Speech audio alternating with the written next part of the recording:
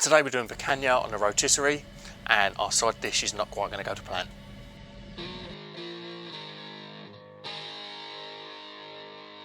Hi, welcome along to Barbecue Life. A great barbecue doesn't cost a fortune. As I said at the top of the video, today we're doing picanha on the Kamado Bono Rotisserie. So I've got this picanha as part of a meat bundle through Village Butchers, through the community buying group on WhatsApp, that smoke and sear salt I sorted out that I've spoken about in previous videos. If you are interested in that, have a look on the Smoke and Sear website, and there's some links about the different groups and things on there. But yeah, I managed to get this a bundle of other meat with 15% off of it, so a bit of a bargain. I fully recommend you joining that group just to see if you can get some discounts. So we've got the picanha, we need to slice it into our steaks. So I've done a little bit of trimming on there, but 99% of this was trimmed up. I've just had a couple of pieces on the meaty side I just needed to nick out. So for our picanha steaks, I want to be going about 2.5 to 3 fingers width per steak. So I can just line it up with my fingers and then cut that steak. And we cut it down so that we've got 4 steaks and then the very end piece, but we're going to cook that as well. So what I forgot to say while recording, so I've just jumped on to do a quick voice note, is it's nice to just trim a small amount of that fat back, because the fat stays quite wide and the meat shrinks up and you end up with a really wide piece of fat and a skinnier piece of meat. So I just kind of put it up on its fat cap and roll the knife around underneath to just slice a very small amount of fat off of each side. And it just keeps things a lot squarer on the skewer. And we're just going to get this seasoned with really simple. We're just going on with salt. Now I know I'm not allowed too much salt in my diet, hence the fact that we've got a rub coming out in the next few weeks that is completely salt free. But today, for the sake of this video, traditionally picanha you only have salt. So I've not gone too mad. I've just got some smoked salt I've just sprinkled all the way over all the sides, just to elevate the flavour of this meat. And then we need to get it onto our rotisserie skewer. So this is not an easy thing to do on camera. So the pictures you're going to see are quite bitty and a bit here and a bit there, because it's an absolute pain in the arse to get things onto a skewer in the frame that you've got for your camera.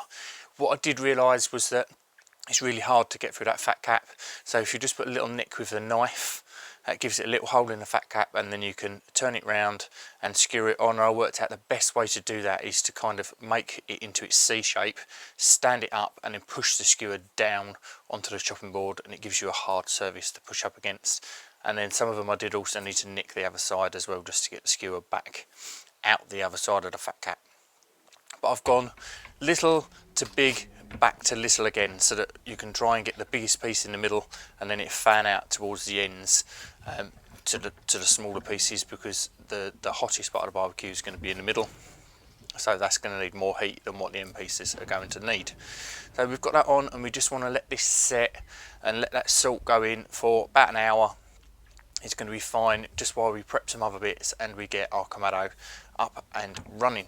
So I said about a side dish, it didn't go quite right, so I decided that I wanted to do some cauliflower steaks with this as well, because we're having this as part of a roast dinner, and instead of just having normal boiled cauliflower, I thought if I cut 2 steaks out the middle for me and the missus, and then the kids can have the boiled stuff going in with the broccoli and the carrots and everything else that you would normally have.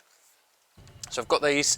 My plan is to brush these with a bit of oil with some seasoning on there. So I've taken my oomph powder, put that into the oil, and then we've just brushed that over the top, just so that it's a bit non-stick, and it's just going to give it something to help it get some colour and just aid the cook along.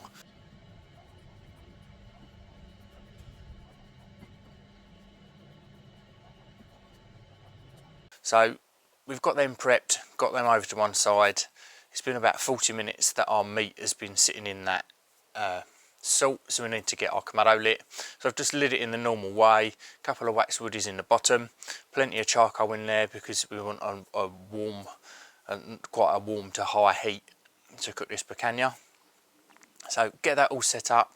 We're going 1 deflector plate over the back, and then completely direct over the front, and that's in line with where the skewer is going to sit, so that half of it's going to sort of sit over the deflector plate and half of it's going to sit over the direct heat. I'm aiming for about 200 degrees C today, so I've gone 2 fingers in the bottom vent, 1.5 on the top vent, and that's given me 200 degrees C. It is a bit breezy, so we're getting a lot of air rushing in the bottom vent today. The air is blowing right into the front of the shack, so we're just going to have to keep an eye on our temperatures and maybe adjust the vents as we go. So everything's all set up.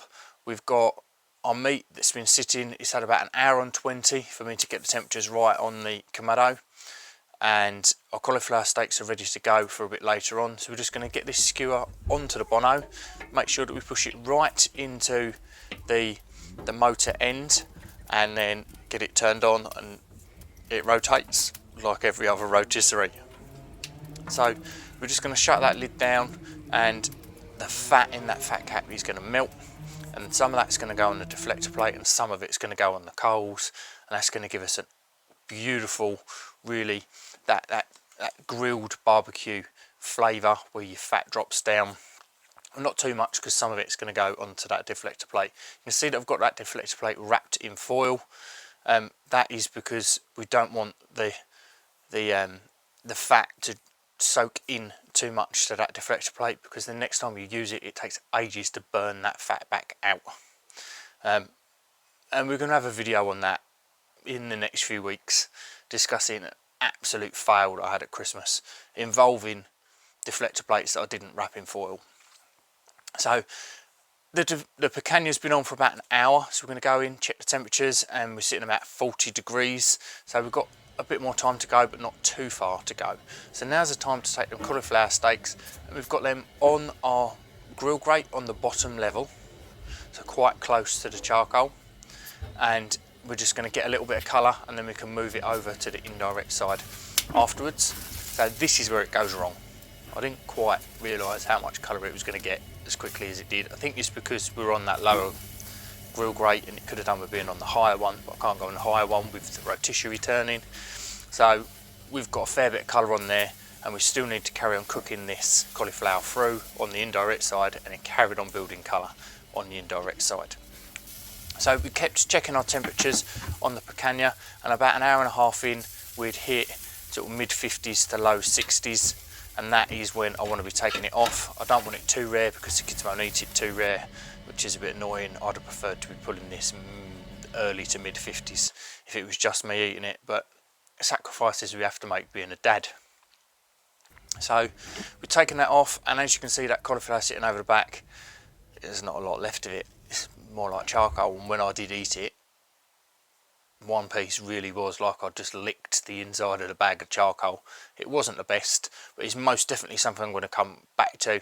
The thicker one of the 2 steaks was nice in the really uncharred bits, but I don't think it also helped having it in there while this rotisserie is going around and the fat is dripping down on the coals. You generate a lot of smoke in a cook like this, so that smoke has penetrated into that cauliflower. That's quite a delicate flavour to begin with, so it just overpowered everything. So they need to be cooked in a different way, but we're going to revisit it. But that's what we do on this channel. If we do mess something up, we make sure that we put it out and we tell people why it's gone wrong and what we would do in the future. So don't cook your cauliflower steaks while doing this. Let's work out a better way to do it in the future.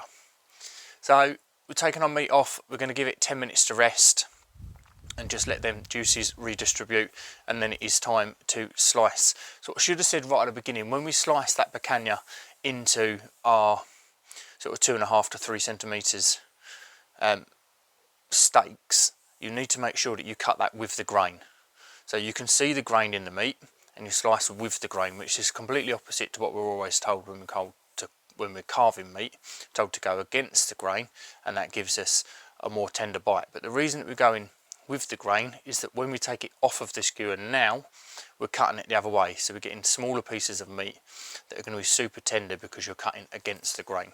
So slide them off of the skewer, and we're just going to start slicing through. You can see the end pieces, the smaller pieces, are much more well done, and the middle pieces are got a bit more of a pink tinge to them. I would have preferred a little bit more, but it carried over a lot more than I was expecting it to during the resting stage. So live and learn. It is the first time I've cooked picanha on the rotisserie. I've done loads and loads of research, and it's still not quite right. So I should have been taking it off probably 5 degrees lower than what it was, just to give it a bit more of a blush, and not cook the cauliflower steak to go with it. So we've got no taste test, but it did taste absolutely amazing. Everybody loved it. It's most definitely something I'm going to do again. I think if I do it again, I'm going to cook it as a whole joint of meat rather than breaking it down into the individual steaks and on the skewers. But I wanted to cook it on a skewer because in the community tab, I like to put voting things in for you guys. You guys said that you wanted it done as steaks on the rotisserie, so that is what I've done to keep you guys happy. The next highest vote was to keep it whole and cook it as a whole piece, so that is what we're going to be doing in the future. It won't be in the near future, it'll be later into the year, or maybe even next year, because we've got lots of other stuff planned this year already. But if you've never had picanha, do give it a go. There are loads and loads and loads of cutting guides on YouTube. I watched several before I cut this, so that's why I've not gone into a massive cutting guide on here. I'm not a butcher.